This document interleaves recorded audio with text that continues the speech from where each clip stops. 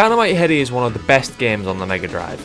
The graphics, the gameplay, the sound, everything about this game oozes magnificence and creativity. It was developed by the Japanese studio Treasure, the guys who made Gunstar Heroes and Ikaruga, and Stretch Panic. They have a pretty good pedigree, and games like Stretch Panic, although weird as fuck and probably insane, showcase Treasure's creativity and willingness to experiment. They made a bunch of good games in the 90s, and they're still around today making games such as Sin and Punishment Star Successor and a few Bleach fighting games. Dynamite Headdy definitely ranks amongst Treasure's more obscure titles. While most people have seen or at least heard of Gunstar Heroes or Ikaruga, mentioning Dynamite Headdy normally raises eyebrows. The confused kind, not the rock kind. This is a massive shame, because Dynamite Headdy deserves the praise that Gunstar Heroes and Ikaruga get. It's a timeless video game, and it's a masterpiece. The first thing you'll notice when you start the game is a strange but wonderful art style. The opening cutscene has more creativity and style in 30 seconds than some games have in 10 hours. The animations are smooth as butter, the colour palette is perfect, and they even use some interesting effects to give the illusion of 3D. Look at all those floating balls! Treasure also don't put all their human creativity into the foreground. There's a lot going on behind it too. Clouds float by, held by harnesses, men work tirelessly rotating winches, and there's even a creepy face that pops up every now and again. Ugh. By the way, have you noticed anything odd about this game's art style? Yep, everything is a puppet or moves with a mechanism. Everything is a stage show. Dark Demon, this game's main antagonist, comes to Northtown and starts stealing puppets to convert into his evil army. Headdy attempts to stop one of the puppet napper robots, but instead gets captured. After going through a line, Headdy is rejected by Dark Demon's machines and is thrown into the dust cargo, which is heading for the incinerator. Oh god, not the incinerator! Headdy busts out, freeing other rejected puppets along with him, and begins his journey to defeat Dark Demon. After a short running segment, you reach the end of the stage, and the background is pulled down, revealing a cat puppet named Trouble Brewing. This game is going to be full of puns. Yeah. Yeah. Fuck this. See you later. This arsehole is jealous of Headdy's popularity and success, so he tries to destroy Headdy, but fails.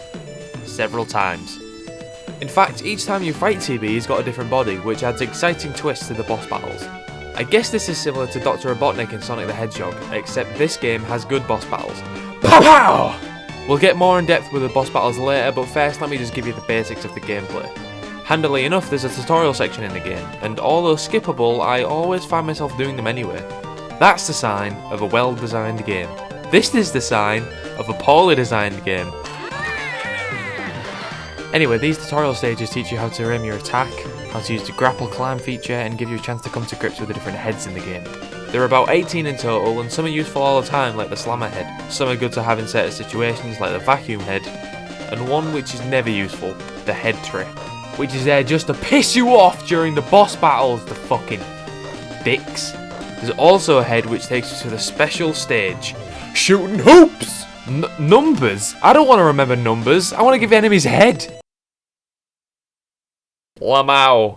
Speaking of enemies, there's quite a few, and they fit the setting and the theme of the level very well. There are also mini-bosses, some of which are optional. A snake-like mini-boss who shoots balls of fire, a puppet who has two forms, and a dancing robot who has a suction power. Whoa! Whoa! Are those boobs?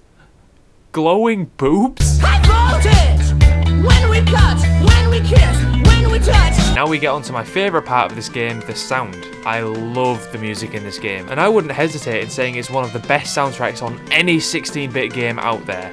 Each level has its own style, and nothing ever sounds repetitive. The melodies are hooky, the drum patterns are inspired and perfectly capture the tempo the track is moving at, and the bass lines groove and carry the music without ever being too overstated or understated. Simply put, the music in Dynamite Headdy is a finely tuned work of art, and everything does its job perfectly. 4 composers worked on this game, and it shows. There's a nice variety in tone and theme. 1 minute you're grooving along to the steady groove, and next you're speeding through the longest backstage ever, frantically trying to get out of Trouble Brewing's grasp. Mwah! Beautiful! Since we're here, let me talk to you about boss battles now. Some are quite easy once you figure out what the hell to do, and some are quite hard even after you've cracked the strategy. This giant toy dog is as easy as anything, but this Trouble Brewing tower boss battle is quite tense, and you'll probably find yourself falling off quite regularly. After a boss battle with some more cool 3D effects, it's time to fly. These stages are undoubtedly the hardest in the game though. After the first stage, which is hard as fuck, we get to Trouble Brewing in a tight passageway. Again, hard as fuck. After Trouble Brewing, we get what is essentially a reflex test, something to drain your life before the boss. Okay, boss time. I guess it'll be some sort of fly.